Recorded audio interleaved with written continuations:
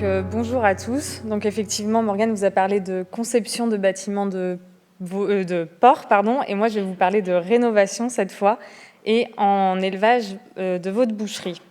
Donc on a eu 3 scénarios de rénovation qui ont été imaginés par des professionnels de l'élevage, donc sur le même principe de co-construction qu'a évoqué Morgane. Ces 3 scénarios avaient pour objectif de répondre aux attentes sociétales et se baser sur un bâtiment des années 2010.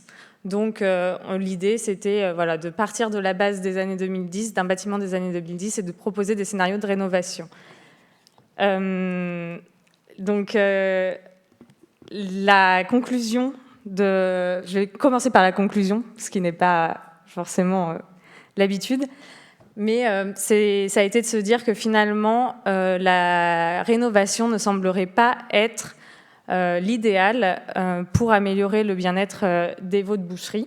Et donc, je vais vous expliquer un petit peu pourquoi, en vous présentant les 3 scénarios et les principales rénovations qui ont été proposées par les professionnels, et surtout les freins qui ont été identifiés par les professionnels.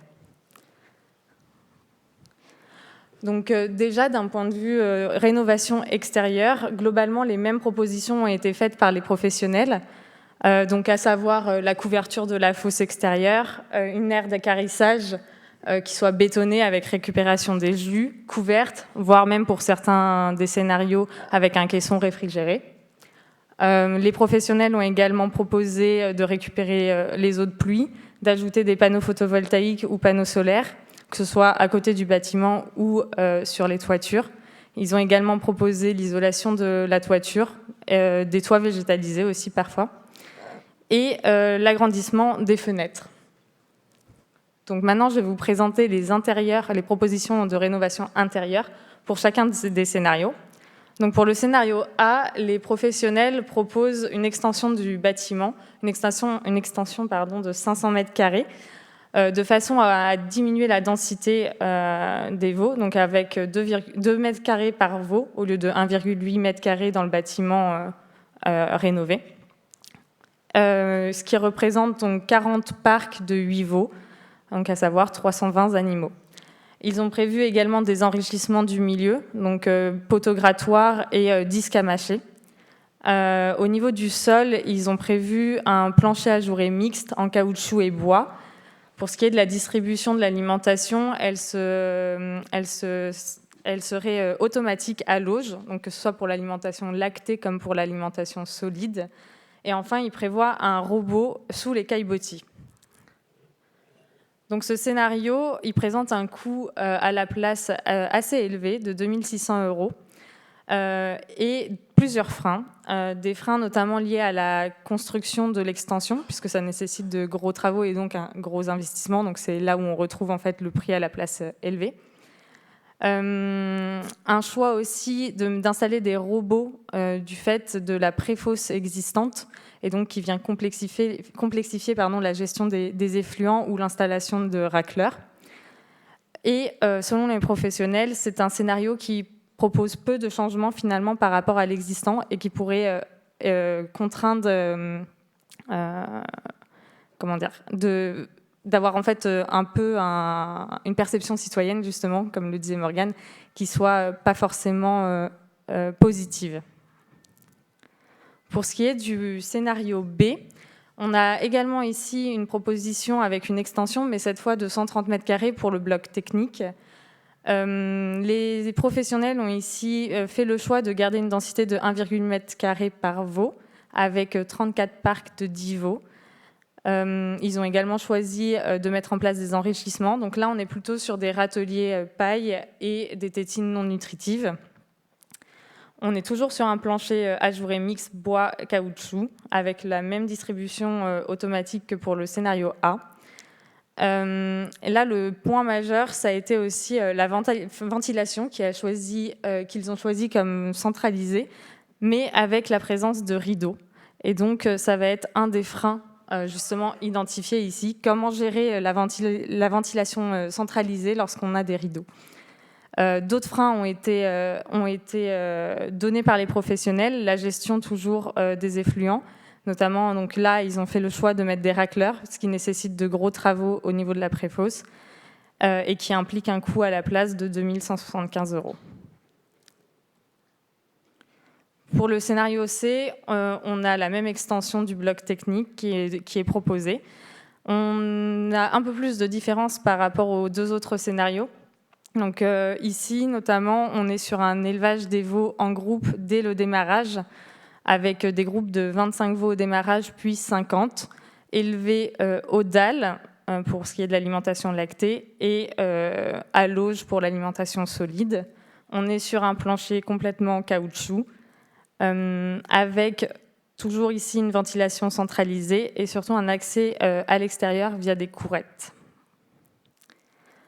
Donc c'est le scénario qui propose un coût à la place le moins élevé, à savoir 1 900 € par place. On a la même problématique que sur le scénario précédent sur la gestion de la ventilation. Comment gérer une ventilation centralisée lorsqu'on a un accès à l'extérieur et une ventilation naturelle du coup, qui arrive dans le bâtiment. Les professionnels aussi ont émis des doutes sur la gestion sanitaire qui semble compliquée du fait à la fois du grand groupe et de l'alimentation lactée distribuée aux dalles. Et enfin, la même problématique que pour le scénario A, comment gérer les effluents avec la préfosse et notamment aussi avec la présence de courettes. Donc, je vous ai présenté les 3 propositions qui ont été faites par les professionnels et surtout les freins. Donc là, je vous ai refait un peu un récapitulatif des différents freins qui existent sur la rénovation. Donc il y a des freins techniques liés à la gestion à la fois des effluents et de la ventilation, mais aussi au niveau de la gestion sanitaire. Donc on parle des grands groupes, de la densité ou du DAL. On a des freins sociétaux également. Donc ça, c'est des freins qui n'ont pas été testés auprès des citoyens directement, mais qui ont été émis comme hypothèse par les professionnels, donc notamment liés aux attentes de la société sur la densité, mais aussi sur la présence ou l'absence, de béton et l'absence de litière ou de pâturage. Et enfin, des freins économiques identifiés, notamment avec des coûts qui sont équivalents aux constructions neuves. Voilà. Et donc, on peut quand même citer quelques petites choses qui seraient possibles de mettre en place sur le court terme, notamment ajouter des enrichissements dans les parcs, changer les sols, donc passer par exemple par un sol caoutchouc ou bien mix pour faire du zonage, comme ça a été évoqué tout à l'heure en élevage porcin, ou réduire par exemple la densité. Donc, suite à ces conclusions, les membres du Lit Ouesterel se sont demandé qu'est-ce qu'il était possible de faire pour l'avenir du veau laitier et pour améliorer son bien-être. Et donc, ça a donné naissance à un nouveau projet sur la conception de bâtiments d'élevage laitier innovants en santé et bien-être animal, mais aussi en conditions de travail et environnement. L'idée de ce projet, c'est de partir sur deux gros socles qui prennent en compte l'âge des veaux et le départ des veaux de l'élevage laitier.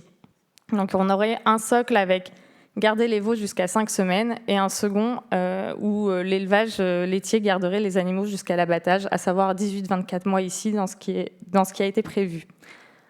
D'autres niveaux de différenciation sont en cours d'étude pour établir 4 concepts de bâtiments d'élevage laitier.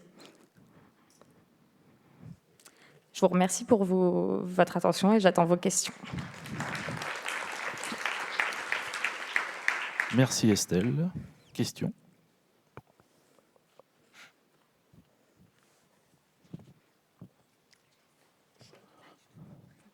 Le veau vous passionne moins que le porc ? Non. Ah si. Il y a une question de Béatrice.